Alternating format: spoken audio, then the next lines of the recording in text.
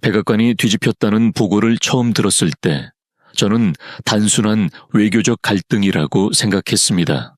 그러나 그날 밤 저는 깨달았습니다.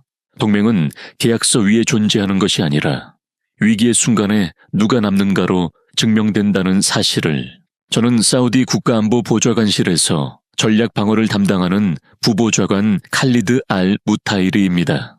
미국은 분명히 경고했습니다. 한국 무기를 선택하는 순간 동맹은 끝이라고. 그러나 우리 내부 회의에서 내려진 결론은 예상보다 단호했습니다. 원유를 제공하더라도 한국의 방어 체계를 도입해야 한다는 것이었습니다. 그 결정이 어떤 파장을 불러올지 저 역시 알고 있었습니다. 그리고 바로 그날 밤 그 대가를 시험받게 되었습니다. 미군이 방공망을 정지시키고 철수한 직후 동부 유전지대를 향해 대규모 공습이 시작됐습니다. 500명의 생명과 국가 경제의 핵심이 동시에 위협받는 상황이었습니다. 그 순간 저는 단순한 군사적 위기가 아니라 중동 전체 안보 질서가 흔들리는 장면 한가운데 서 있었습니다. 모두가 최악을 각오했던 그 절망의 시간 속에서 기적처럼 등장한 것은 거대한 무기도 아니었고 수십억 달러짜리 요격 미사일도 아니었습니다. 한국에서 온 아직 완전히 검증되지도 않은 시스템이었습니다. 그리고 저는 지금 그날 밤 우리가 어떻게 살아남았는지 그 충격적인 전말을 직접 밝히려 합니다. 그 주는 이상할 정도로 평온했습니다. 기지 식당에서는 병사들의 웃음이 끊이지 않았고 해질 무렵이면 붉은 사막 위로 노을이 길게 내려앉았습니다. 저는 그 풍경을 보며 잠시나마 모든 것이 안정적이라고 믿었습니다. 그러나 단 하나 마음에 걸리는 점이 있었습니다. 패트리어트를 운영하던 미군 기술팀과의 연락이 4일째 끊겨 있었던 것입니다. 매일 아침 보고서를 보내오던 사람들이었기에 이상하다고 느끼면서도 저는 크게 문제 삼지 않았습니다. 미국은 언제나 여유 있는 태도를 보였으니까요. 그날 밤 저는 병사들과 함께 식사를 했습니다. 막내 타리크가 고향의 여동생 이야기를 꺼내자 모두가 웃었습니다. 저 역시 웃었습니다. 그들은 단순한 부하가 아니라 제가 책임져야 할 가족과 같은 존재였기 때문입니다. 20살 신병부터 45세 베테랑까지 저는 500명 모두의 이름을 알고 있었습니다. 그러나 다음 날 아침 모든 것이 무너졌습니다. 서쪽 벙커로 달려갔을 때 저는 발걸음을 멈출 수밖에 없었습니다. 그곳은 텅 비어 있었습니다. 발사대는 그대로였지만 미군 기술 인력은 흔적도 없이 사라져 있었고 콘솔 위에는 식은 커피잔만 남아 있었습니다. 부간 파이살이 한 장의 문서를 제게 건넸습니다. 미국 국방부의 공식 통보였습니다. 한국 방산 장비 도입 시 사우디 내 미군 방공 자산을 즉시 철수한다는 내용이었습니다. 그 문장을 읽는 순간 제 손이 떨리기 시작했습니다. 우리는 1983년 이후 40년 넘게 1조 달러 이상을 미국에 지불해온 국가였습니다. 그러나 그 모든 관계는 단 한 줄의 문장으로 끝나 있었습니다. 그들은 떠났습니다. 아무런 설명도 없이, 아무런 작별 인사도 없이 저는 그 사실을 받아들일 틈도 없이 다음 보고를 들었습니다. 이란에서 대규모 발사 징후가 포착됐다는 것이었습니다. 탄도미사일 12기와 100기 이상의 드론. 저는 시계를 확인했습니다. 오전 6시 14분, 도달까지 남은 시간은 2시간. 그 순간 저는 단순한 군인이 아니라 국가 전체의 생존을 결정해야 하는 위치에 있었습니다. 방공망이 사라진 상태에서 500명의 병사와 유전시설을 지켜야 하는 상황. 저는 눈을 감았습니다. 어젯밤 웃고 있던 타리크의 얼굴이 떠올랐습니다. 바로 그때 리야드 본부에서 추가 통신이 들어왔습니다. 수송기가 접근 중이라는 보고였습니다. 저는 반사적으로 되물었습니다. 누구의 수송기인가? 돌아온 답은 예상 밖이었습니다. 한국군 도색이라는 것이었습니다. 저는 순간 말을 잃었습니다. 왜 한국이 지금 이곳에 오는 것인가? 상황이 무엇인지 그들도 알고 있는 것인가? 그러나 질문을 이어갈 시간은 없었습니다. 본부는 활주로를 즉시 비우라는 명령만을 반복했습니다. 저는 파이살에게 지시를 내리고 곧바로 차량에 올랐습니다. 활주로까지는 3분. 그 짧은 시간 동안 제 머릿속에는 단 하나의 생각만 맴돌았습니다. 한국이라니, 정말 한국이 이 상황에 들어오는 것인가? 우리가 검토했던 그 한국 무기 때문에 미국이 떠난 건데, 정작 한국이 오고 있다고 활주로에 도착했을 때 하늘에서 굉음이 들려왔습니다. 모래바람을 뚫고 수송기 3대가 내려오고 있었어요. 거대한 회색 동체에 태극 마크가 선명했습니다. C-130 수송기였죠. 바퀴가 활주로에 닿는 순간 먼지 구름이 피어올랐고 제트 엔진 소리가 사막을 뒤흔들었습니다. 후방 램프가 열리자마자 사람들이 쏟아져 내렸어요. 군인이 아니었습니다. 작업복을 입은 민간인들이었어요. 등에 KAILIG, 넥스원 한화라는 글자가 박혀 있었죠. 그들 뒤로 거대한 장비들이 모습을 드러냈습니다. 트럭에 실린 발사대 레이더 안테나, 탄약 컨테이너. 저는 눈을 깜빡였습니다. 저게 뭐지? 그때 한 남자가 제게 다가왔어요. 중반쯤 되어 보였습니다. 땀에 젖은 작업복 먼지 묻은 안전화. 그가 짧게 고개를 숙였어요. 사령관님이십니까? 한국방산기술지원팀장 이진우입니다. 그의 영어는 짧고 정확했습니다. 불필요한 말이 없었어요. 지금 상황은 파악하고 있습니다. 도달까지 1시간 40분 남았습니다. 저는 멍하니 그를 바라봤어요. 당신들 어떻게 이렇게 빨리... 이진우가 활주로 동쪽을 가리켰습니다. 사령관님, 저쪽 경납고의 장비 일부가 이미 있습니다. 뭐라고요? 열흘 전에 기술 명목으로 사전 배치해 두었습니다. 비호복합 4대와 청웅 2발사대 2기입니다. 저는 기억을 더듬었습니다. 맞았습니다. 2주 전에 한국기술팀이 와서 시연을 했었죠. 그때 일부 장비를 두고 갔다는 보고를 받았는데 저는 그저 행정 절차라고 생각하고 넘겼던 겁니다. 그런데 그 장비들은 실탄이 없었을 텐데요. 이진우가 고개를 끄덕였어요. 그래서 지금 가져온 겁니다. 실탄과 운용 요원입니다. 그 순간 저는 묘한 감정을 느꼈습니다. 희망이었어요. 아주 작은, 하지만 동시에 불안했습니다. 수송기에서 쏟아지는 장비들을 보면서 저는 속으로 계산했습니다. 설치하고 시스템 연동하고 레이더 켜고 조준하고 그 모든 걸 1시간 40분 안에 미군 기술팀은 패트리어트 포대 세팅에 최소 6시간이 걸렸습니다. 시간이 됩니까? 이진우가 저를 똑바로 쳐다봤습니다. 그의 눈에는 아무 감정도 없었습니다. 두려움도 자신감도 그냥 해야 할 일을 앞둔 사람의 눈이었죠. 해야죠. 그게 전부였습니다.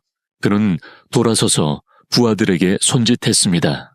한국인들이 일사불란하게 움직이기 시작했습니다. 아무도 뛰지 않았어요. 아무도 소리 지르지 않았습니다. 그저 빠르고 정확하게 저는 그 광경을 지켜보며 생각했습니다. 저 사람들이 과연 해낼 수 있을까 시계를 봤습니다. 1시간 38분, 45분이 지났습니다. 저는 경납고 3번 앞에 서서 한국인들을 지켜보고 있었어요. 땀이 등줄기를 타고 흘러내렸습니다. 3월의 사막이라 해도 낮 기온은 35도를 넘었거든요. 하지만 한국 엔지니어들은 아랑하지 않았습니다. 그들의 움직임은 이상했어요. 빠른데 조용했습니다. 고함이 없었어요. 서로 눈빛만 교환하고 짧은 한국어 몇 마디만 주고받았죠.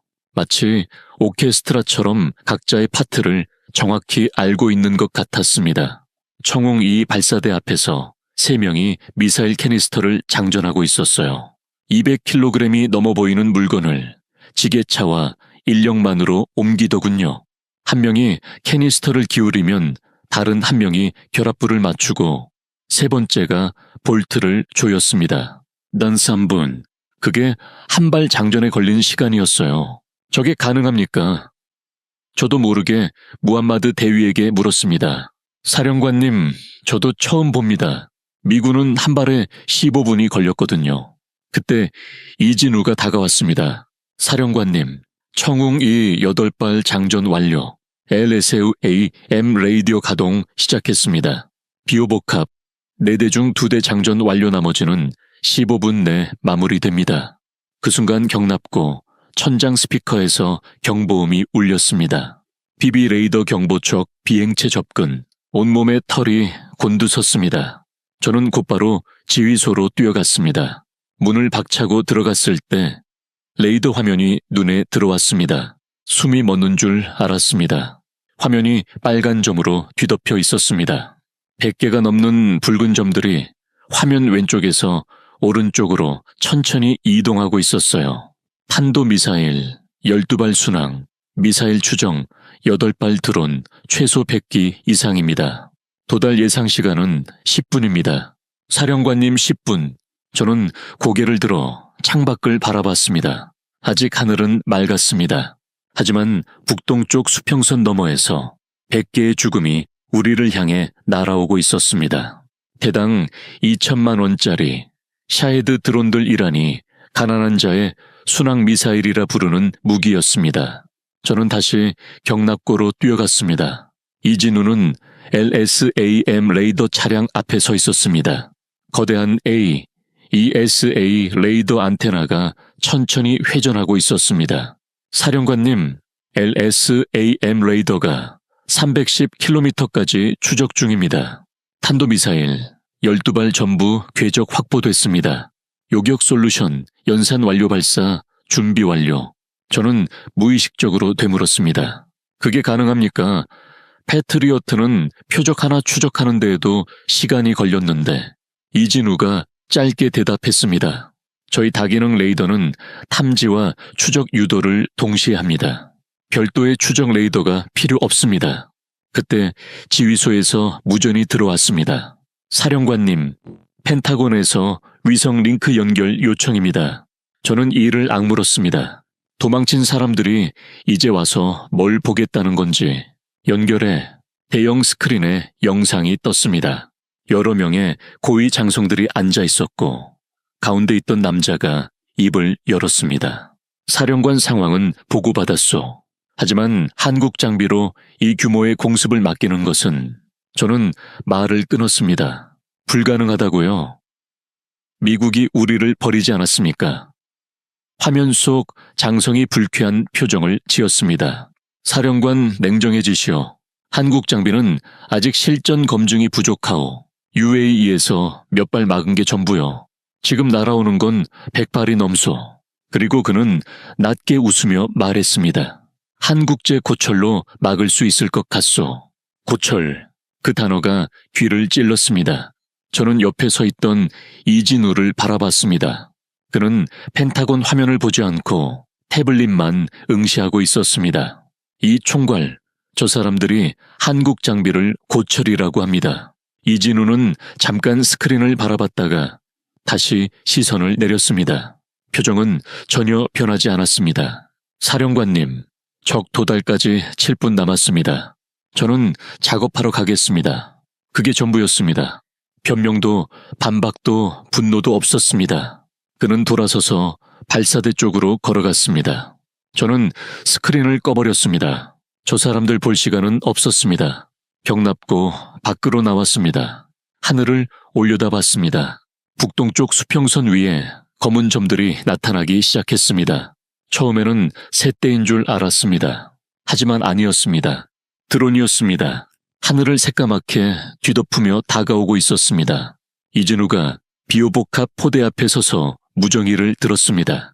전체계 작동 상태 보고 LS, AM 레이더, 정상 발사대, 정상, 청웅, 이 8발 대기 완료 비오복합 포대 분당 1200발 사격 준비 완료. 이진우가 저를 바라봤습니다. 여전히 무표정이었습니다. 그러나 눈빛은 달랐습니다. 차분하지만 단단했습니다. 흔들림이 없는 사람의 눈이었습니다. 사령관님, 준비됐습니다. 저는 다시 하늘을 올려다봤습니다. 드론대가 점점 커지고 있었습니다. 심장이 쿵쾅거리기 시작했습니다. 고개를 돌려 한국 엔지니어들을 봤습니다. 그러나 그들은 하늘을 올려다보지 않았습니다. 각자 자신의 위치에서 장비를 점검하고 있었습니다. 마치 저 죽음의 군단이 보이지 않는 것처럼 드론대는 점점 가까워지고 있었습니다. 저는 벙커 지붕 위로 올라가 쌍안경을 들었습니다. 손이 떨려 초점을 맞추는 것조차 힘들었습니다. 겨우 렌즈 속에 북동쪽 하늘을 담았을 때 심장이 멎는 줄 알았습니다. 새까만 점들이 하늘을 가득 메우고 있었습니다. 한두 개가 아니었습니다. 수십 아니 수백에 가까웠습니다. 삼각형 날개를 단 물체들이 일정한 간격으로 대형을 이루며 다가오고 있었습니다. 샤헤드 드론이었습니다. 그 뒤로 더 빠른 속도의 점들이 보였습니다. 탄도미사일이었습니다. 저는 쌍안경을 내렸습니다. 손바닥은 땀으로 흥건했고 셔츠 등판은 이미 젖어 있었습니다. 이건 단순한 긴장이 아니라 공포였습니다. 이걸 막을 수 있다고. 저는 고개를 돌려 경납고 쪽을 바라봤습니다. 한국 엔지니어들은 여전히 분주하게 움직이고 있었습니다. 그런데 그 순간 그 광경이 다르게 보였습니다. 30명, 고작 30명이었습니다. 군인도 아닌 민간인들이 작업복을 입고 움직이고 있을 뿐이었습니다. 저들이 저 죽음의 군단을 다리가 후들거렸습니다. 벙커 지붕에서 내려오다가 발을 헛디뎌 비틀거렸습니다. 무함마드 대위가 달려와 제 팔을 붙잡았습니다. 사령관님, 괜찮으십니까? 아니, 괜찮지 않았습니다. 심장이 갈비뼈를 때리고 있었습니다. 숨이 제대로 쉬어지지 않았습니다. 가슴을 짓누르는 압박감이 밀려왔습니다. 저는 지휘소로 돌아갔습니다. 레이더 화면을 다시 봤습니다. 붉은 점들이 더 가까워져 있었습니다. 도달까지 5분입니다. 레이더 담당 병사의 목소리가 들렸습니다. 저는 의자에 털썩 주저앉았습니다. 다리에 힘이 풀렸습니다. 무함마드 대위가 조심스럽게 다가왔습니다. 사령관님, 한국 측에서 발사 승인을 기다리고 있습니다. 저는 대답하지 못했습니다. 입이 바짝 말라붙었습니다. 혀가 굳은 것 같았습니다. 진짜 가능한 건가? 머릿속에서 의심이 꿈틀거렸습니다. 한국 무기가 뛰어나다는 이야기는 들은 적이 있습니다. UAE에서 일부 미사일을 막았다는 뉴스도 봤습니다. 하지만 그건 몇 발 수준이었습니다. 지금은 다릅니다. 100발이 넘는 공격이 동시에 들어오고 있습니다. 탄도미사일, 순항미사일 드론이 한꺼번에 섞여 있습니다. 펜타곤 장성의 말이 머릿속을 맴돌았습니다. 한국제 고철로 막을 수 있을 것 같소. 저는 손으로 얼굴을 감쌌습니다. 눈앞이 캄캄해졌습니다. 70년 동맹이 우리를 버렸습니다. 그리고 그 빈자리를 채운 것은 처음 보는 한국인 30명과 이름도 낯선 장비들이었습니다. 이것이 현실이라는 것이 믿기지 않았습니다. 사령관님, 무함마드 대위가 다시 저를 불렀습니다. 저는 손을 내리고 그를 바라봤습니다. 한국 측 총괄이 발사 승인을 요청합니다. 시간이 없습니다. 저는 자리에서 일어났습니다. 다리가 청은망은이었습니다. 경납고로 걸어갔습니다. 10발자국이 100발자국처럼 느껴졌습니다. 이진우가 발사 통제 차량 앞에 서 있었습니다. 태블릿을 들고 저를 기다리고 있었습니다. 그의 얼굴에는 땀이 흐르고 있었지만 표정은 여전히 차분했습니다. 사령관님, 발사 승인이 필요합니다. 저는 그를 바라봤습니다. 입술이 떨렸습니다. 물어보고 싶은 것이 있었습니다. 하지만 그 질문이 두려웠습니다. 이 총괄, 예, 솔직하게 말해 주십시오. 이진우가 고개를 살짝 기울였습니다. 막을 수 있습니까? 정말로 짧은 침묵이 흘렀습니다. 일커이커. 저는 그의 눈을 똑바로 바라봤습니다. 거짓말을 한다면 알 수 있을 것 같았습니다. 이진우가 입을 열었습니다. 모릅니다. 그 한마디에 심장이 쿵 내려앉았습니다. 뭐라고요? 저는 되물었지만 이미 답은 들은 상태였습니다. 다만 할 수 있는 건 다 했습니다. 저희 엔지니어들이 할 수 있는 모든 걸 했습니다. 이제 장비가 답할 차례입니다. 그는 태블릿을 제 앞으로 내밀었습니다. 화면에는 붉은 버튼 하나가 떠 있었습니다. 발사 승인. 저는 그 글자를 바라봤습니다. 손가락이 떨렸습니다. 도달까지 3분입니다. 누군가 뒤에서 외쳤습니다. 저는 눈을 질끈 감았습니다. 500명의 얼굴이 떠올랐습니다. 아침마다 인사하던 젊은 병사들, 가족 사진을 보여주던 중년의 부사관들, 함께 커피를 마시던 장교들, 저들을 살리려면 이 버튼을 눌러야 했습니다. 검증되지 않은 장비 처음 보는 사람들, 그들에게 500명의 목숨을 맡겨야 했습니다. 저는 눈을 떴습니다. 이진우는 그대로 서 있었습니다. 아무 말도 하지 않고 그저 기다리고 있었습니다. 저는 손가락을 들어 버튼을 눌렀습니다. 발사 승인 이진우가 고개를 끄덕였습니다. 그리고 곧바로 무정의를 들었습니다. 전 체계 발사 대기 LS, AM 탄도탄, 요격, 우선 천궁2, 순항 미사일 담당 비호 복합은 드론 접근 시, 사격 개시, 한국어 지시가 쏟아졌습니다. 저는 한마디도 알아들을 수 없었습니다. 그러나 엔지니어들이 동시에 움직이기 시작했다는 것만은 분명히 보였습니다. 그때 이상한 장면이 눈에 들어왔습니다. 비호복합 포대 앞에서 엔지니어 2명이 장갑을 벗고 있었습니다. 맨손으로 장비 측면 패널을 만지고 있었습니다. 금속 표면에서 열기가 피어오르고 있었습니다. 저게 뭐지? 저는 무함마드 대위에게 물었습니다. 모르겠습니다. 장비가 과열된 것 같습니다. 그 순간 이진우가 그쪽으로 뛰어갔습니다. 무정의에 대고 무언가를 외쳤습니다. 한국어였지만 긴박함은 느껴졌습니다. 도달까지 2분, 저는 다시 하늘을 올려다봤습니다. 드론대가 이제 육안으로 선명하게 보였습니다. 삼각형 날개 붉은 색채 100개가 넘는 죽음의 물체들이 우리 머리 위로 쏟아지고 있었습니다. 숨이 막혔습니다. 시야가 흐려졌습니다. 저는 속으로 기도했습니다. 알라여 제발. 손이 떨렸고 다리가 떨렸고 온몸이 떨렸습니다. 그리고 1분이 지났습니다. 60초 뒤 첫 번째 탄도미사일이 떨어집니다. 저는 숨을 참았습니다. 심장 소리가 귀를 때렸습니다. 콩콩콩 너무 크게 뛰어서 옆에 있는 무함마드 대위도 들을 것 같았습니다. 그때 비호복합 쪽에서 날카로운 고함이 들렸습니다. 한국어였습니다. 저는 고개를 돌렸습니다. 2명의 엔지니어가 비호복합 사호기 앞에서 작업을 하고 있었습니다. 한 명이 장비 측면 패널을 열었습니다. 안에서 연기가 피어올랐습니다. 저게 뭐야? 무함마드 대위가 먼저 뛰어갔고 저도 따라갔습니다. 가까이 다가가자 상황이 보였습니다. 패널 안쪽 금속 부품이 붉게 달아오르고 있었습니다. 열기가 얼굴을 덮쳤습니다. 마치 화염 앞에 서 있는 것 같았습니다. 과열입니다. 이진우가 태블릿을 보며 외쳤습니다. 사오기 냉각, 펌프 고장 사격 불가 상태, 비호복합 4대 중 하나가 멈춘 겁니다. 드론 뱉기가 바로 앞인데 이게 말이 됩니까? 제 목소리가 갈라졌습니다. 이진우는 아무 대답 없이 패널 안을 들여다봤습니다. 과열된 부품 옆에는 안전락이 있었습니다. 열 때문에 녹아붙어 있었습니다.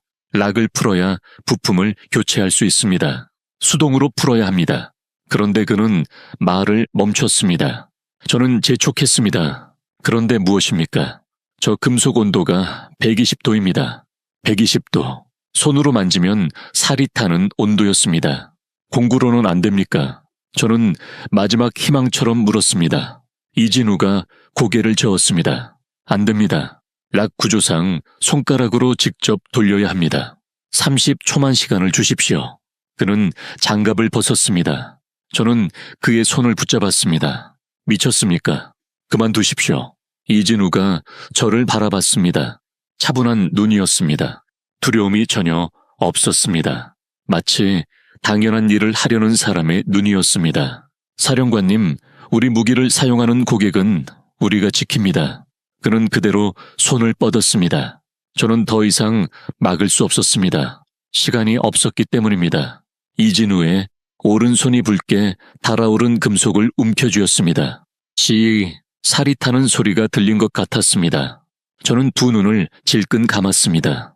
견딜 수가 없었습니다. 낮은 신음이 제 입에서 새어나왔습니다. 그러나 비명은 없었습니다. 눈을 떴을 때 그는 이를 악물고 락을 돌리고 있었습니다. 손가락 끝에서 연기가 피어오르고 있었습니다. 3초, 4초, 5초, 절컥, 락이 풀렸습니다. 이진우가 손을 뺐습니다. 손바닥은 검붉게 변해 있었고 피부가 들떠 있었습니다. 물집이 올라오기 시작했습니다. 그런데 그는 자신의 손을 한번 내려다보더니 아무 말 없이 옆에 있던 엔지니어에게 고개를 끄덕였습니다. 부품 교체, 그게 전부였습니다. 비명도 욕설도 통증을 호소하는 말도 없었습니다. 그저 다음 할 일을 지시했을 뿐이었습니다. 옆에서 지켜보던 젊은 엔지니어가 즉시 부품을 교체했습니다. 15초. 패널이 닫혔습니다. 비오복합사 호기의 포신이 천천히 움직이기 시작했습니다. 사호기 정상 가동. 그 순간 지휘소에서 다시 경보음이 울렸습니다. 비비탄도미사일 진입 고도 80km. 저는 하늘을 올려다봤습니다. 북쪽 하늘에서 무언가가 떨어지고 있었습니다. 붉은 점처럼 보였습니다. 하나 둘 셋. 12개의 불덩이가 포물선을 그리며 내려오고 있었습니다. 탄도미사일이었습니다. 속도는 마하 10을 넘었습니다. 지상에 도달하면 방영 500m가 순식간에 불바다가 됩니다. 엘리세오의 발사. 이진우가 외쳤습니다. 쾅! 등 뒤에서 굉음이 터졌습니다. 고개를 돌리자 LSAM 발사대에서 하얀 연기가 치솟고 있었습니다. 미사일 4발이 하늘로 솟구쳤습니다. 순식간에 점이 되어 사라졌습니다. 요격까지 8초. 저는 숨을 멈췄습니다. 1초, 2초, 3초. 하늘 높이에서 섬광이 터졌습니다. 쾅! 첫 번째 탄도미사일이 공중에서 폭발했습니다. 오렌지색 불꽃이 하늘을 물들였습니다. 꽝꽝꽝! 연달아 3개가 더 터졌습니다. 저는 입을 벌린 채 하늘을 바라봤습니다. 고도 40km 우주에 가까운 공간에서 탄도미사일들이 산산이 부서지고 있었습니다. 1차 요격 완료. 4발 중 4발 명중. 그러나 끝이 아니었습니다. 2차 탄도탄 진입 8발, 8발이 더 떨어지고 있었습니다. 그리고 그 아래로 순항미사일 8발이 날아오고 있었습니다. 그보다 더 아래에는 드론백 기가 낮게 깔려 접근하고 있었습니다. 세 겹으로 쏟아지는 죽음이었습니다. LSA의 M재장전 중 청궁 2 발사. 이진우가 외쳤습니다. 청궁 2 발사대 2기에서 불꽃이 터졌습니다. 미사일 8발이 하늘로 치솟았습니다. 하지만 저는 다른 곳을 보고 있었습니다. 드론이었습니다.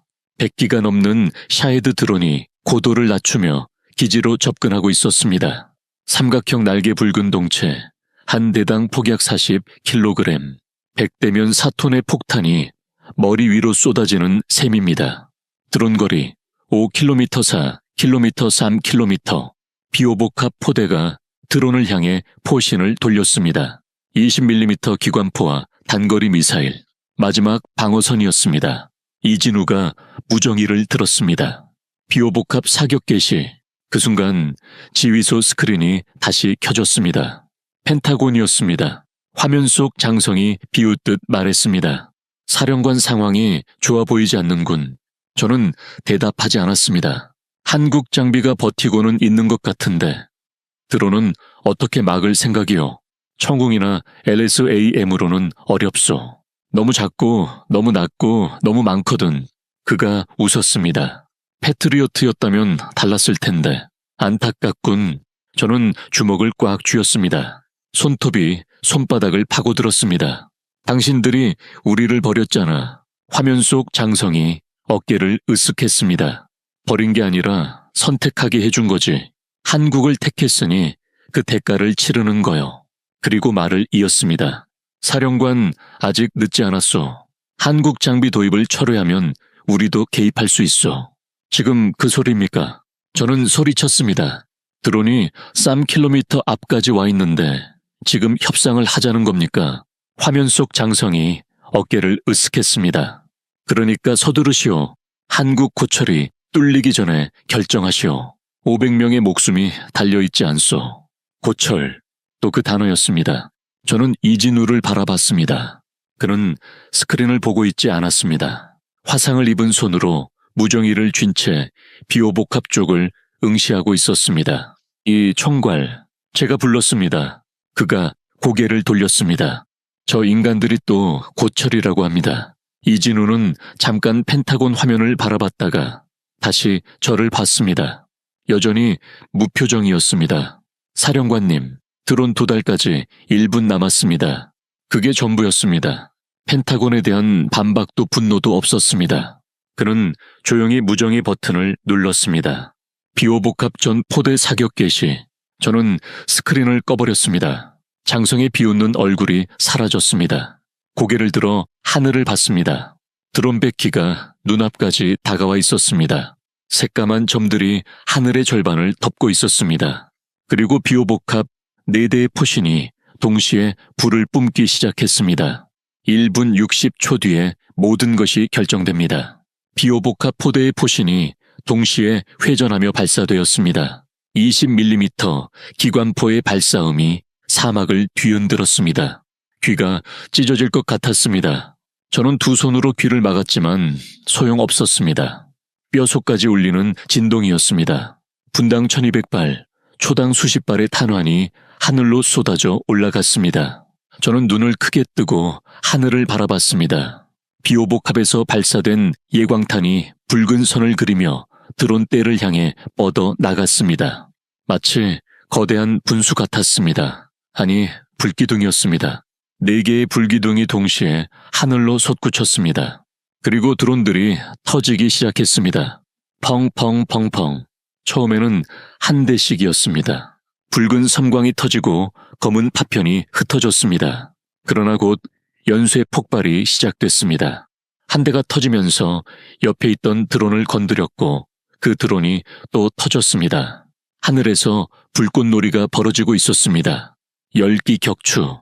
누군가 외쳤습니다. 20기, 35기. 숫자가 빠르게 올라갔습니다. 저는 멍하니 하늘을 바라봤습니다. 눈앞에서 벌어지는 광경이 믿기지 않았습니다. 그때 이상한 점을 깨달았습니다. 일부 탄환이 드론에 닿기 전에 공중에서 먼저 폭발하고 있었습니다. 저건 뭡니까? 제가 물었습니다. 옆에 있던 무함마드 대위도 고개를 갸웃했습니다. 이진우가 대답했습니다. 화상을 입은 손을 가슴에 대고 있었지만 목소리는 여전히 차분했습니다. 공중 폭발입니다. 드론 앞에서 먼저 터져서 파편을 퍼뜨립니다. 일종의 그물을 만드는 겁니다.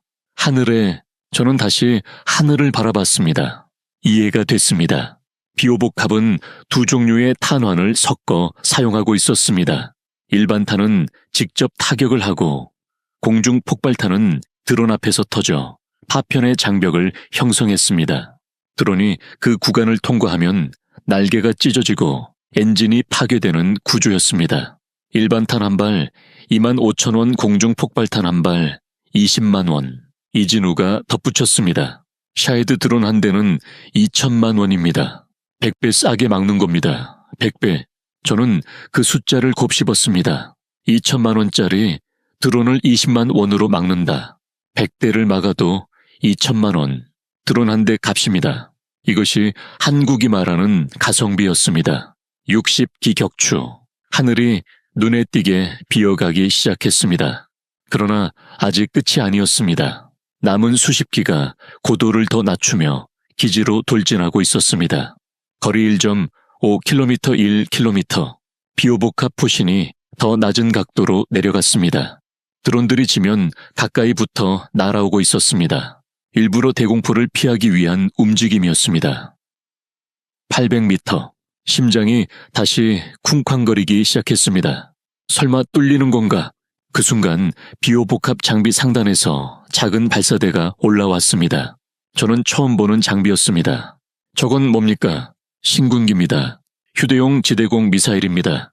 이진우가 말했습니다. 기관포로 잡지 못하는 표적은 신군기 처리합니다. 이진우의 말이 끝나자마자 작은 미사일 하나가 발사대에서 튀어나갔습니다. 거의 화염도 없이 조용히 날아간 그 미사일은 800m 앞에 있던 드론을 정확히 꿰뚫었습니다. 펑! 첫 격추였습니다. 이어서 휙펑 휙펑. 미사일이 연달아 발사되었습니다. 기관포 사이사이로 미사일이 파고들었고 낮게 비행하던 드론들이 하나씩 불꽃으로 변하며 떨어졌습니다. 마지막 드론 무리가 500m 앞까지 접근했습니다. 저는 숨을 멈췄습니다. 손톱이 손바닥을 깊이 파고들었습니다. 비오복합 4대가 동시에 집중 사격을 시작했습니다. 4줄기의 불기둥이 하나로 합쳐졌습니다. 500m 앞 하늘에 거대한 파편의 그물이 형성되었습니다. 마지막 드론들이 그 그물에 걸렸습니다. 펑펑펑펑. 동시에 폭발이 일어났습니다. 하늘에서 검은 파편이 빗발처럼 쏟아졌습니다. 전량 격추. 누군가 외쳤습니다. 제 뒤에 있던 사우디 병사들이 환호성을 질렀습니다. 무함마드 대위가 주먹을 불끈 쥐었습니다. 그러나 한국 엔지니어들은 환호하지 않았습니다. 이진우는 무정의를 들고 다음 지시를 내리고 있었습니다. 드론 요격 완료. 상공 상황 보고 청웅 2순항 미사일 8발 중 8발 요격 완료. 엘리세오 IM-2차 탄도탄 8발 중 8발 요격 완료. 그게 전부였습니다. 감정이 전혀 없었습니다. 마치 공장에서 생산량을 보고하는 것처럼 담담했습니다. 저는 레이더 화면을 바라봤습니다. 텅 비어 있었습니다. 불과 5분 전만 해도 100개가 넘는 붉은 점으로 가득했던 화면이 완전히 깨끗해져 있었습니다. 단 하나의 점도 남아있지 않았습니다. 탄도미사일 12발 전량 요격, 순항미사일 8발 전량 요격, 샤헤드 드론 100기 이상 전량 격추, 요격률 100%. 저는 의자에 털썩 주저앉았습니다. 다리에 힘이 풀렸습니다. 온몸에서 힘이 빠져나갔습니다. 식은땀이 등줄기를 타고 흘러내렸습니다. 끝난 겁니까? 제 목소리는 떨리고 있었습니다. 이진우가 고개를 끄덕였습니다. 네, 끝났습니다. 그 순간 지휘소 스크린이 다시 켜졌습니다. 펜타곤이었습니다. 화면 속 장성의 얼굴이 나타났습니다. 아까 비웃던 그 사람이었습니다. 그러나 표정이 완전히 달라져 있었습니다. 0.5초 미간이 찌푸려졌습니다. 1초 눈이 커졌습니다. 2초 입이 벌어졌습니다. 3초 얼굴이 창백해졌습니다. 저는 그 변화를 똑똑히 지켜봤습니다. 마치 슬로우 모션처럼 선명하게 오만이 경악으로 경악이 공포로 바뀌는 과정을 한 프레임씩 목격했습니다. 이게 무슨... 장성이 말을 더듬었습니다. 옆에 있던 다른 장교가 무언가를 속삭였습니다. 100% 요격입니다. 화면 밖이 소란스러워졌습니다. 종이 넘기는 소리, 키보드 두드리는 소리, 다급한 발걸음 소리. 패트리어트 최대 요격률이 얼마였지? 사우디에서는 70%, 이스라엘에서는 79%였습니다. 한국 장비가 100%를 기록했다고 저는 아무 말도 하지 않았습니다. 할 필요가 없었습니다. 숫자가 모든 것을 말해주고 있었기 때문입니다. 화면 속 장성이 무언가를 더 말하려 했습니다. 그러나 저는 스크린을 꺼버렸습니다. 이제 볼 필요 없습니다. 저는 무함마드 대위에게 말했습니다. 그리고 밖으로 나갔습니다. 동쪽 하늘이 밝아오고 있었습니다. 새벽이 오고 있었습니다. 붉은 노을이 아니라 아침빛이 사막 위로 퍼지고 있었습니다. 비오복합 포대는 여전히 그 자리에 서 있었습니다. 포신에서는 연기가 피어오르고 있었습니다. 방금까지 분당 1200발을 쏟아낸 장비였습니다. 그 앞에 한국 엔지니어들이 서 있었습니다. 이진우가 부하들에게 손짓하며 장비 점검을 지시하고 있었습니다. 그의 오른손은 붕대로 감겨 있었고 붉은 얼룩이 스며 나와 있었습니다. 저는 그에게 다가갔습니다. 이 총괄, 그가 고개를 돌렸습니다. 사령관님, 끝난 겁니까? 네, 추가 발사, 징후 없습니다. 요격률 100% 확정됐습니다. 그는 태블릿을 제게 내밀었습니다. 화면에는 숫자들이 표시되어 있었습니다. 최종 요격 결과, 탄도미사일 12발 중 12발 100%, 순항미사일 8발 중 8발 100%, 무인기 100기 이상 100%, 총 교전 124표적, 피해 0. 저는 그 숫자를 한참 동안 바라봤습니다. 소요비용 엘리세오 AM88 곱하기 약 30억 원 약 240억 원, 청웅 28, 발 곱하기 약 20억 원 약 160억 원, 비오복합 기관포탄 약 4,800발 곱하기 2만 5천 원 약 1억 2천만 원, 비오복합 공중폭발탄 약 1,200발 곱하기 20만 원 약 2억 4천만 원, 신궁 12발 곱하기 약 8천만 원 약 9억 6천만 원, 총계 약 413억 원, 방어자산가치 유전시설 약 300조 원, 인명피해 방지 500명. 저는 숫자를 내려다봤습니다. 413억 원으로 300조 원을 지켰습니다. 그리고 500명의 생명을.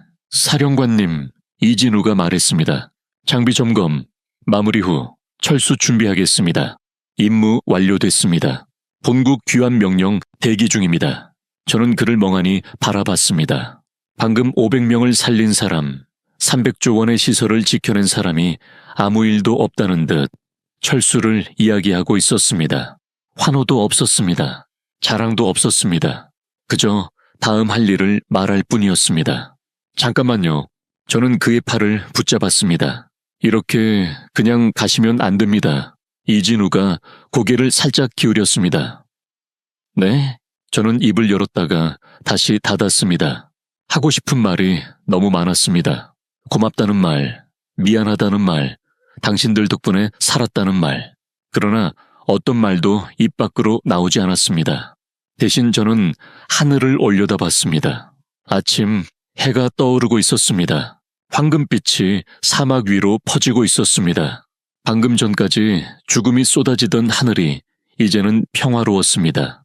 그리고 그 빛 아래에서 30명의 엔지니어들이 묵묵히 장비를 정리하고 있었습니다. 아무도 웃지 않았습니다. 아무도 떠들지 않았습니다. 그저 각자의 일을 하고 있을 뿐이었습니다. 저는 그 광경을 바라보며 생각했습니다. 이게 한국이구나. 소리 지르지 않는, 강함 증명할 필요 없는 자신감 결과로 말하는 사람들. 저는 눈시울이 뜨거워지는 것을 느꼈습니다. 그리고 1시간 뒤 세상이 뒤집혔습니다. 저는 지휘소 소파에 앉아 있었습니다. 온몸에 힘이 빠져 있었습니다. 아드레날린이 빠져나간 뒤에 공허함이었습니다. 사령관님, 리야드 본부에서 연락입니다. 왕세자께서 직접 통화를 원하십니다. 그리고 CNN, BBC 알자질에서 취재 요청이 쏟아지고 있습니다. 무함마드 대위가 태블릿을 내밀었습니다. 뉴스 헤드라인이 화면을 가득 채우고 있었습니다. CNN 사우디, 이란 대규모 공습 100%, 요격 미군 아닌 한국 무기가 막았다. BBC 패트리어트 없이 버틴 사우디 한국산 방공망의 충격적 성능. 로이터 한국 비오복합 드론 100기, 격추 발당 25,000원의 기적. SNS 반응도 이어졌습니다. 패트리어트 미사일 한 발, 40억 원 비오복합 탄환, 25,000원 요격률은 한국이 100%. 미국 방산 끝났다. 미군 철수 6시간 만에 한국 장비 도착 전략 요격 성공. 이게 동맹인가 납품업체인가. 그때 TV 속보가 이어졌습니다. 뉴욕 증시 방산 섹터 레이시온 마이너스 8.7%, 록히드 마틴 마이너스 6.2%, 서울 증시 방산 섹터 한화 에어로스페이스 14.2% 상승, LI 진엑스원 12.8% 상승, 레이시온이 8% 넘게 폭락했습니다. 패트리어트를 만드는 회사였습니다. 하루 만에 수조 원이 증발한 것입니다. TV 속 전문가가 말했습니다. 핵심은 가성비입니다. 한국 비오복합은 200만 원으로 2천만 원짜리 드론을 격추했습니다. 패트리어트는 40억 원짜리 미사일을 사용합니다. 경제성에서 200배 차이입니다. 속보가 이어졌습니다. 폴란드 패트리어트 추가 도입 재검토 한국 청궁 이검토, UAE, 이 한국 방산 협의 재개 가능성, 인도 한국 LSA, M기술 이전 협상 요청, 미국의 오랜 무기 고객들이 동시에 움직이기 시작했습니다. 70년간 유지되던 무기 패권이 단 하루 만에 흔들리고 있었습니다. 화면이 펜타곤 브리핑룸으로 전환되었습니다. 아까 저를 비웃던 장성이 마이크 앞에 서 있었습니다. 얼굴은 창백했습니다. 한국 무기가 100% 요격에 성공한 것에 대해 어떻게 평가하십니까? 기자가 물었습니다. 그건 아직 검증이 패트리어트 요격률 70%와 비교해 한국 장비가 더 우수하다는 의미입니까? 장성은 말을 더듬었습니다. 단순 비교는 이마에 땀이 맺혀 있었습니다. 아까 한국제 고철이라고 비웃던 사람이 지금은 말을 잇지 못하고 있었습니다. 저는 창밖으로 나갔습니다. 한국 엔지니어들은 이미 수송기에 장비를 다시 싣고 있었습니다. 이진우는 체크리스트를 확인하며 부하들에게 조용히 지시를 내리고 있었습니다. 그들은 뉴스를 보고 있지 않았습니다. 펜타곤 장성이 당황하는 장면도, 미국 방산 주가가 폭락하는 그래프도 그들에게는 아무 의미가 없어 보였습니다. 저는 이진우에게 다가갔습니다. 이 총괄, 지금 전 세계가 당신들 이야기를 하고 있습니다. 그는 잠깐 고개를 갸웃했습니다. 그리고 어깨를 가볍게 으쓱했습니다. 그렇습니까? 그게 전부였습니다. 그는 다시 시선을 체크리스트로 돌렸습니다. 저희는 내일 아침 철수 예정입니다. 장비 인수인계 서류는 무함마드 대위님께 전달했습니다. 방금 역사를 만든 사람이 아무 일도 아닌 듯 인수인계를 말하고 있었습니다. 승리해도 자랑하지 않는다. 세상이 칭찬해도 듣지 않는다. 그저 다음 할 일을 할 뿐이다. 저는 지휘소 창문을 바라봤습니다. 화면 속에서는 여전히 미국 장성이 기자들에게 몰리고 있었습니다. 왜 한국을 건드렸을까? 저는 속으로 그렇게 중얼거렸습니다. 그때 멀리서 환호성이 들려왔습니다. 기지 광장에 병사들이 모여 있었습니다. 500명. 어젯밤 죽을 뻔했던 제 부하들이었습니다. 슈크란 슈크란, 감사의 외침이 사막에 울려 퍼졌습니다. 한국 엔지니어들은 손을 들어 가볍게 답례했습니다. 크게 웃지도 않았습니다. 고개를 살짝 숙이고 손을 흔든 뒤 다시 자신의 일로 돌아갔습니다. 저는 그 모습을 보며 눈시울이 뜨거워졌습니다. 살았다. 500명 모두가 살아남았습니다. 병사들은 하늘을 올려다봤습니다. 어젯밤 드론이 뒤덮었던 그 하늘은 이제 맑고 푸르게 열려 있었습니다. 다음 날 새벽 수송기가 떠날 시간이 되었습니다. 저는 활주로에 서 있었습니다. 새벽 5시 공기는 차가웠고 하늘은 보랏빛으로 물들어 있었습니다.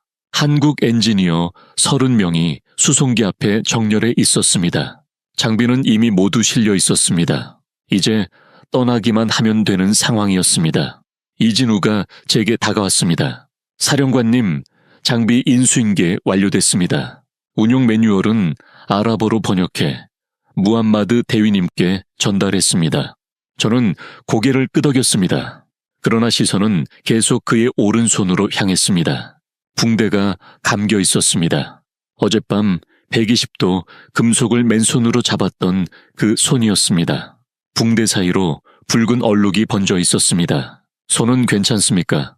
제가 물었습니다.